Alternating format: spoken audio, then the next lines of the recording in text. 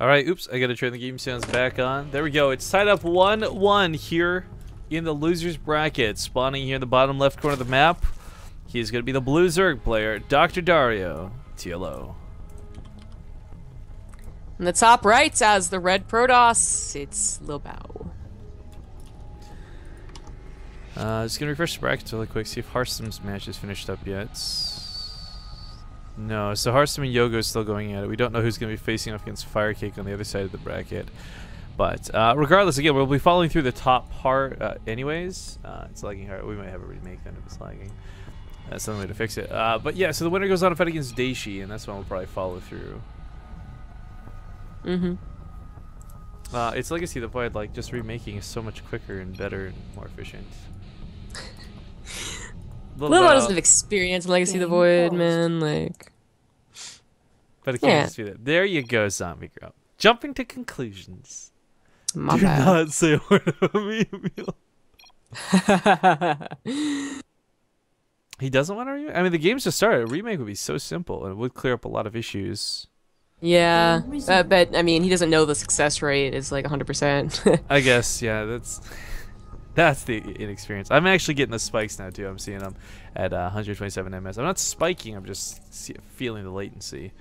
Regardless, letting you guys know that caster lag doesn't really affect players most of the time. Certainly not in this particular instance. Thank you, Epi35, for the 7-month resub, by the way. Big love. Well, that is a very quick third base. Dang. That is a third base for 7x score? I really want to say, like, well, first off, yes, that is. But secondly, part of me wants to be like, okay, great, he's going to have a lot of money. He's going to have a lot of eco. Lilbow's going to play the macro game, but this could just be so he can afford 10 gates sooner. Yes, well, that's what I would think, actually. Like, legitimately.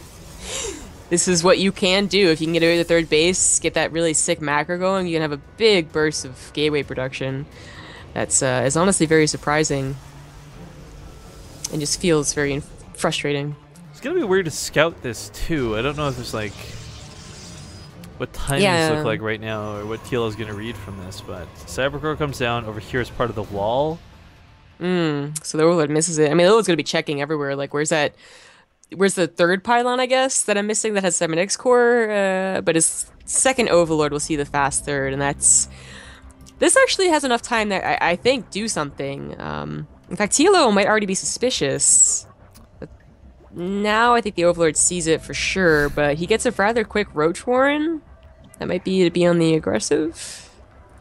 By the way, we haven't talked about this all stream, but I'm astonished, shocked, and hate the fact that we are up to 47 t-shirts sold, by the way, on our Teespring. The mods have been PMing me, hounding me to advertise this shirt. There's zero part of me that wants to do that, so I will talk about it, but that's as far as I'll go. That's advertising. I feel like I'm just gonna leave it. I don't have any I don't have any comments I can say. Like, what's that thing your mom teaches? Like, if you can't say anything nice, don't say anything at all. My mom never taught me that. I have nothing to say about this t-shirt. Oh, wow, okay. So I thought the Roach Warren that early might have been actually do something like a Nidus Worm, you know, don't bother droning up your third base, really punish them for taking such a quick third nexus, but instead we have...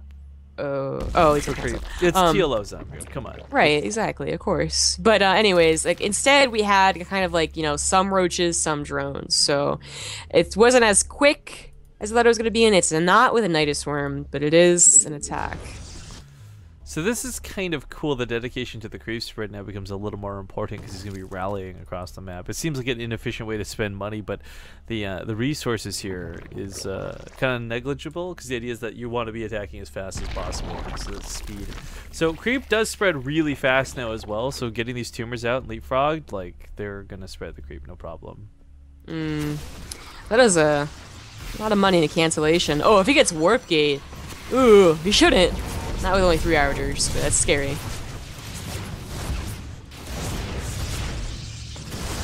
Well, Photon Overcharge is not going to last too long, and the range on Corrosive Bile is going to allow him to get on top of the Cybercore. This really sucks losing this, because just now all the gateways finish. Warp Tech is done, and that's good, but they can't warp in anything useful. Zealots are going to be the only option, and Zealots versus Ravagers are not going to cut it. The Photon Overcharge not really holding on here. TLO says, you take 3 bases early. Let me punish you for that. Let me show you how I can punish you for that, too. I actually don't think this hit in time. The production is done. I mean, as soon as the time expert is done, I guess. You know, that's really what's going to determine if he can hold this. Oh, no. Oh, or not. But if he can start using that bank and all of his gateways to warp in as many Blink Stalkers, his Blink is finishing up as he wants, I think this should be not an easy hold, but, oh, whoopsie-daisy. Holdable. But a hold. Yeah. Well, 2 of the gateways are going to get depowered here. If he goes to the top of the ramp, the 3rd one's going to fall down as well, but I don't know. It might just be too far gone. You say it's not enough. I say it kind of is. We'll see how this plays out. The Blink Stalkers, as good as they are, it's against Corrosive Bile, and that's not going to be something easy for him to dance around. Well, he's hurting from losing 2 of his gateways, lost another one, depowering, and he will have to give his Nexus at the very least. Yeah, this is starting to snowball. A lot more roaches are coming in to protect these Ravagers. I like that he's going for the kill here too instead of going for the probe kills. Yeah, I do too. Probe's going to the backside. Ravagers are landing the shots on the Stalkers. A couple of Zealots getting picked off here as well, but again, the reason Ravagers are so good in this instance is they do not take bonus damage from the Stalkers. They don't have a large health pool. That's he's warping in where it doesn't come in fast. Oh, that's even more painful. Taking away the last couple of gateways too. This is gonna be whatever's at the 3rd base. So a lot of gateways, sure, but I don't know. The Cybercore goes down once again.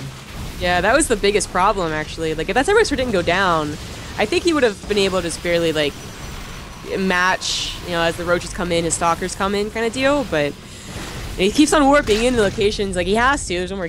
They're next to the gateway or the Nexus, but. It's just so painful to see that. It is worth noting TLO is droning behind this, by the way. And a lot of his reinforcements are getting here so quickly, again, thanks to this creep spread. We talked about the investment in that, and it's so totally been worthwhile. So trying to hold on, and I mean, supplies really haven't like snowballed like really out of control. It's not a maxed out Zerg, but Lilbow's having a really tough time getting that at least somewhat fast warp in. Like this is just so freaking slow. It's worth noting the warpins don't take double damage anymore. So while this should be much more devastating in past versions of the game, it's actually not so bad. But the main Nexus goes down, now down to 1 base. No matter how you paint this picture, Lilbow is really far behind. Even if he goes for the counterattack, Kilo's got a lot of supply back at home. Lilbow is mining off of 1 healthy base at 31 workers, almost perfect. Probably like lose a few, I guess. Like, but he has the War Prism and no proxy pylon. The proxy pylon would be just as slow as the warpins we've been seeing, so it still wouldn't be that good. His counterattack is just, if it was instantaneous, if it had a War Prism with a 2-second warp in, he has a chance. But with like no proxy warp ins, so many roaches too. And just having to go on the creep this entire time too. Yeah, it's not gonna be enough. Again though, Lilbow's blink control is impressive to say the least, and TLO realizing he doesn't really want to dedicate to this. Yeah. Seriously, like, War Prism. Really think he could have this, but those Stalkers warp in so slow, and they walk across. I don't even know if he's like has the micro to blink them across, get them here just a little bit faster. He's too busy blinking like a boss here, just barely not able to do it. TLO still with a very powerful economy. I feel watching Lilbow dance Stalkers is equivalent to watching someone who's really good at DDR in real life. Yeah, maybe. But yeah, the economy is enough for TLO. GG. Alright, looks like Dr. Dario will knock Lilbow out, but again, I don't feel so bad for Lilbow on this. He went for these brute force tactics, and I think he wanted to qualify, hoping that by the time BlizzCon was all said and done, he would have had time to practice for Dreamhack Winter. However, not going to be the case. And again, I think they'll probably do an open bracket there. We'll maybe see some Lilbow action. But TLO is going to survive 1 more round. So Lilbow now knocked out of the losers bracket, and TLO will advance to go fight against Daishi in a TvZ. Daishi, of course, just losing a TvZ. We'll see if he can fare any better versus TLO.